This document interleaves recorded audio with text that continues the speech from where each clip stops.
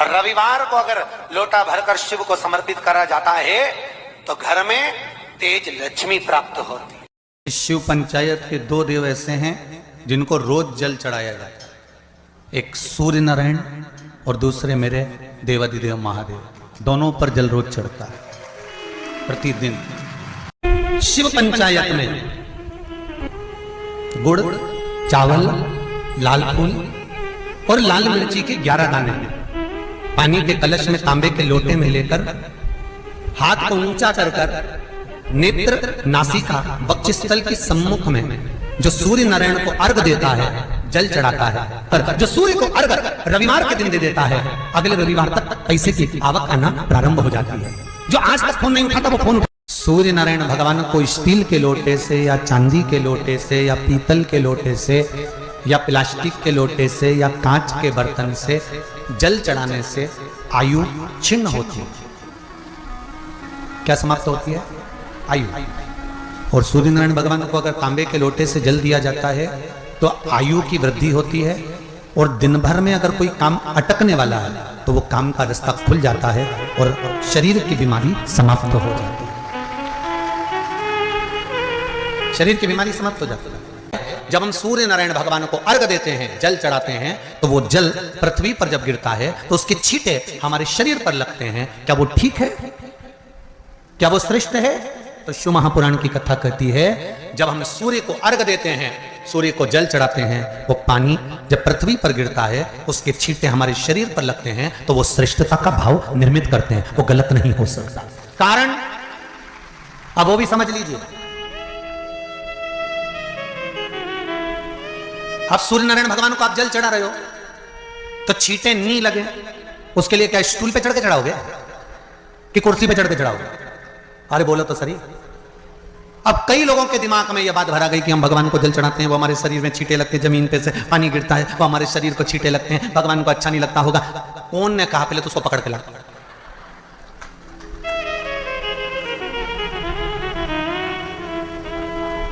क्योंकि मेरे राम जी महाराज, मेरे भगवान कृष्ण, बड़े बड़े संत, साधु, सन्यासी, तपस्वी, साधक, उपासक जितने भी हुए जिन्होंने सूर्य की आराधना करी, इन्होंने टेबल पे चढ़कर या कुर्सी पे चढ़कर जल नहीं चढ़ाया। इन्होंने पृथ्वी पर खड़े होकर ही, क्योंकि पृथ्वी तत्व के देव हैं शिव।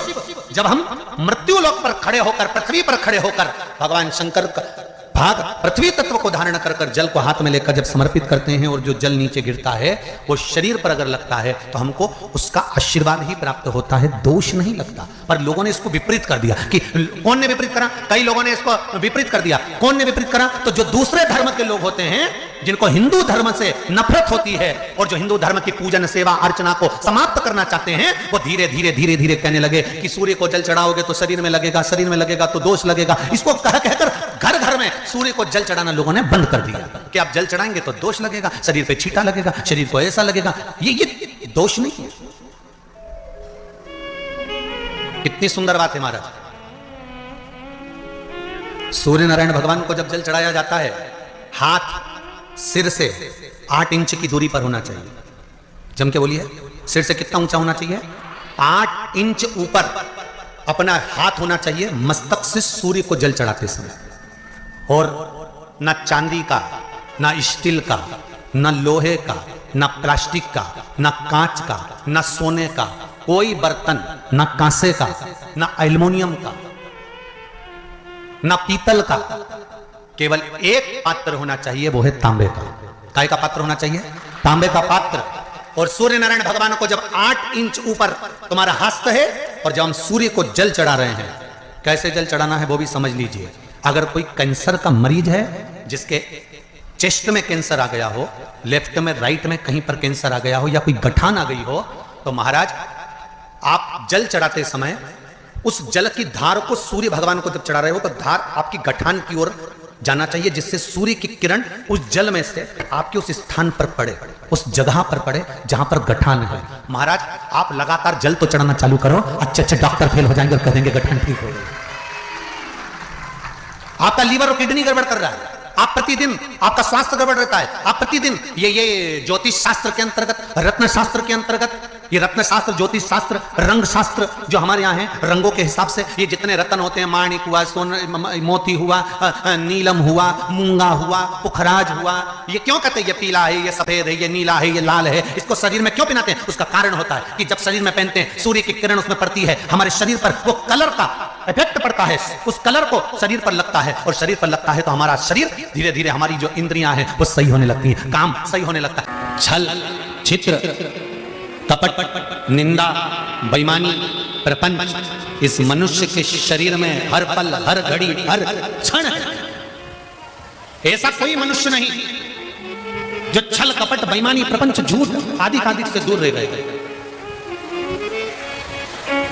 माना हम इसमें फंसे हुए, पर तेरी कृपा होगी ना, तेरी दया होगी ना, तो ये पाप की जो ये गठरी है, ये मनुष्य का शरीर, एक दिन इस गठरी को खोल कर तू पाप बाहर निकाल देगा, और गठरी के अंदर जितने कपड़े हैं उसको धोकर साफ कर देगा, ये निश्चित। अगर तेरी कृपा होगी तो, अगर तेरी दया होगी तो। बल्ली देवी और देवसेना ने जल चढ़ाना प्रारंभ करा, शंकर भगवान का स्मरण करना प्रारंभ करा। उनके भी जाते जाते कोई पत्तियां तोड़कर लेकर आ जाती थी बल्ली देवी, पत्तियां, क्योंकि बल्ली देवी एक आदिवासी राजा की पुत्री है, आदिवासी राजा की पुत्री, उसको भान नहीं है कि बेलपत्र कौन सी है। फिर समझ लेना मेरी जीजियों, जितने लोग आस्था चैनल पर कथा सुन रहे हैं, जितने फेसबुक यूट्यूब पर सुन रहे हैं, अगर एक बात हमने पहले भी कही है, आज फिर कह रहे हैं, बेलपत्र तोड़कर शंकर भगवान को चढ़ाओ, मना नहीं है, पर एक प्रयास अपनी जिंदगी में जरूर करना कि बेलपत्र चढ़ाने का यदि आपको शौक है तो जीवन में एक बेलपत्री का वृक्ष भी लगाने का शौक रखिए, जिससे वो बेलपत्र का वृक्ष बड़ा हो। और बेलपत्र का वृक्ष जब बड़ा होगा, आप संसार में हैं नहीं हैं, हम संसार में हैं नहीं हैं, पर यदि बेलपत्री का वृक्ष रहेगा, आपके द्वारा लगा हुआ वृक्ष रहेगा, उसमें से कोई बेलपत्र तोड़ कर जब वो बड़ा हो जाएगा, उसमें से बेलपत्र तोड़कर कोई शंकर भगवान को चढ़ाएगा, तो जिसने बेलपत्री का पौधा लगाया है उस बेलपत्र चढ़ाने का फल उसके भी खाते में चला जाएगा और उसकी भी जिंदगी संवर जाएगी। इसलिए बेलपत्र चढ़ाओ, मना नहीं है, पर बेलपत्र का एक पौधा अपने बगीचे में, आसपास में, मोहल्ले में, जहां तुम्हें मौका मिल जाए वहां जरूर। भगवान शंकर को बेलपत्र का, तो बल्ली देवी को नहीं मालूम था कि बेलपत्र का पौधा कौन सा होता है, बल्ली देवी को नहीं मालूम था कि बेलपत्र कैसा होता है। बल्ली देवी आदिवासियों राजा की पुत्री थी, गई पेड़ की पत्तियां तोड़ लाई, वृक्ष की पत्तियां लाई, शंकर भगवान को समर्पित कर दी, फिर गई, फिर पत्तियां तोड़ के लाई, शंकर भगवान को समर्पित कर दी, फिर गई, फिर तोड़ कर लाई, शंकर भगवान को समर्पित कर दी। ध्यान देना जरा, इस कथा से 3 चीजें निकालेंगे अपन जो आपके जीवन में पूजन करते समय गलती ना हो सावन महीने, और ध्यान लगाकर सुनोगे तो आनंद आएगा और आपका जीवन सार्थक होगा। 3 चीजें इस कथा में से निकालना है। पहला,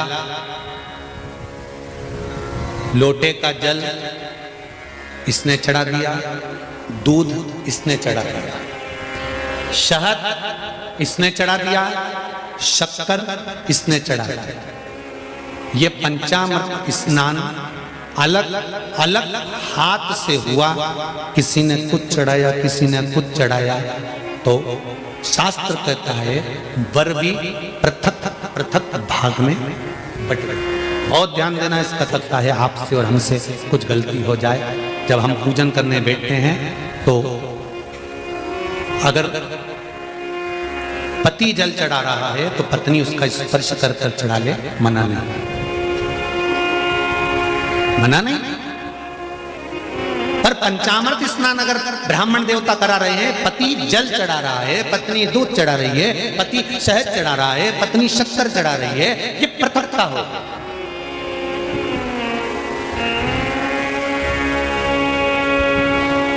या तो दोनों को जल चढ़ाना, दोनों को दूध चढ़ाना, दोनों को शक्कर चढ़ाना, दोनों को। कितनी सुंदर बात है पशुपति व्रत की कि प्रसाद जो शंकर भगवान के मंदिर में एक हिस्सा लेकर आते हो, उस हिस्से को भी पृथक नहीं करा जाता, उस हिस्से को भी जिसने पशुपति व्रत करा है एक हिस्से का प्रसाद उसी को खाना है, यहां तक है कि दूसरे को नहीं देना। शंकर भगवान के मंदिर में, शिव जी के मंदिर में नारियल तक नहीं फोड़ा जाता, क्यों? वो पृथक हो जाएगा। खंडित बेलपत्र समर्पित नहीं करी जाती, वो पृथक हो जाएगी। शंकर भगवान को धतूरा चढ़ाया जाता है, पूर्ण चढ़ाया जाता है। चावल का दाना चढ़ाया जाता है, पूर्ण चढ़ाया जाता है। एक बेलपत्र चढ़ाई जाती है, वो पूर्ण चढ़ाई जाती है। पृथकता ना रहे। अगर वल्ली देवी और देवसेना दोनों अगर जल चढ़ा रही थी तो दोनों हाथ में जल के पात्र होते और दोनों चढ़ाती, पर एक जल ये चढ़ा रही थी तो एक जल का पात्र ये चढ़ा रही थी। उसने कहा कांवड़ की यात्रा है, एक डंडे में एक लोटा बांध, एक तुम लेकर चलो एक हम लेकर चले। नहीं नहीं नहीं, जल ले जाओ, मंदिर तक भी ले जाओ, पर चढ़ाते समय अगर तुम चढ़ा रही हो तो जल के दोनों पात्र तुम्हारे हाथ में होना चाहिए, दूसरा नहीं। जल की पृथकता नहीं, पृथक भाव। फिर ध्यान दो दूसरी बात, शंकर भगवान के मंदिर में जाओ, शिव की स्तुति में जाओ, पति और पत्नी दोनों विचार कर कर जाए। सुनो जी, मैंने पशुपति व्रत करा, आपकी नौकरी के लिए करा। सुनो, मैं शंकर के मंदिर में आपकी नौकरी मांगने जा रही हूं।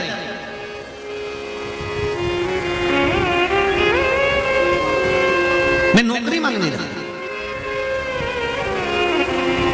अब शिव मंदिर में आप गए, व्रत करा था, पति को भी साथ ले गए, दोनों ने प्रणाम करा, शंकर भगवान प्रसन्न हो गए।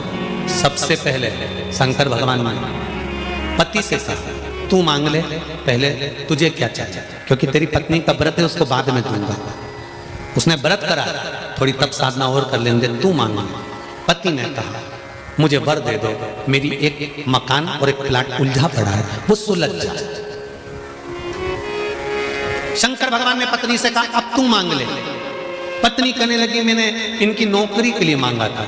शंकर भगवान ने कहा तूने नौकरी के लिए मांगा था, पर तेरा पशुपति व्रत जब तूने प्रारंभ करा था, तेरे मन में भाव आया था कि नौकरी मिले और मैं और मेरे पति दोनों शंकर की धोख लगाने के लिए जाएं, और भगवान के सामने जब हम झोली पसार के मांगे तो एक जैसा हमारी कामना पूर्ण कर देना। अब तेरे पति ने प्लाट का भाव मांग लिया और तू नौकरी मांग रही है, दोनों में पृथकता। फिर निवेदन करेंगे शंकर के मंदिर में जाकर पति को बता देना कि मैं शंकर के मंदिर जा रही हूं और मेरी आराधना का कारण ये है, और उस आराधना के कारण ही मैं आपकी नौकरी के लिए, आपके व्यापार के लिए, आपके व्यवसाय के लिए, आपके लिए मैंने ये करा, और इसीलिए मैं पशुपति व्रत कर रही हूं, और मुझे पूरा विश्वास है शंकर भगवान मेरी मनोकामना पूर्ण करेंगे। तो दोनों जाएं और दोनों प्रणाम करें, तो दोनों के प्रणाम करते समय वर भी एक हो कि भगवान नौकरी लगा देना, प्रभु सुन लेना मेरे दाता, तेरी कृपा चाहिए। पृथकता का भाव। हाँ, पति अलग पशुपति व्रत कर रहा है, पत्नी अलग पशुपति व्रत कर रही है। ये संकट सोमवार में भी होता है। जोड़े से जब संकट सोमवार किया जाता है ना, तो पति पत्नी को निर्णय ले लेना चाहिए कि हम किस चीज के लिए संकट सोमवार कर रहे हैं, पहले निर्णय लिया जाए, तब पति पत्नी दोनों संकट सोमवार का व्रत करें। अब व्रत कर लिया दोनों पति पत्नी ने संकट सोमवार का, जोड़े से पूजन कर रहे, जोड़े से अभिषेक कर रहे, और उद्यापन भी बोलो जम के जोड़े से कर रहे। और वर क्या मांगा? पति ने सोचा था दुकान का, पत्नी ने सोचा था पार्लर का। निर्णय अलग था। अंत समय प्रभु आना पड़ेगा, वचन दिया तो निभाना पड़ेगा। आए ना आए प्रभु कुटुंब कबीरा, अंत समय प्रभु आना पड़ेगा। अर्घ देने गुरु जी पंचदेव पंचायत में, सूर्य नारायण भगवान शंकर की पंचायत में हैं। सूर्य नारायण को हम फ्लैट में रहते हैं, हम फ्लैट के अंदर रहते हैं, तो हम फ्लैट में रहते हैं, हमारे यहाँ अगर छज्जा नहीं है, हमारे यहाँ जगह नहीं है, तो हम सूर्य को अर्घ कैसे दें? तो महाराज खिड़की तो होगी, अगर घर में फ्लैट में पानी ढुलेगा और आप लोग नहीं समेट सकते तो एक बाल्टी रख लो, एक पात्र रख लो, पर सूर्य नारायण भगवान को अर्घ देकर रोशनी शरीर पर पड़ना चाहिए। जिंदगी में कभी कोई बड़ी बीमारी नहीं आ सकती। कितने लोग देते हैं सूर्य को अर्घ? जरा हाथ उठाओ। बहुत बढ़िया, बहुत जोरदार।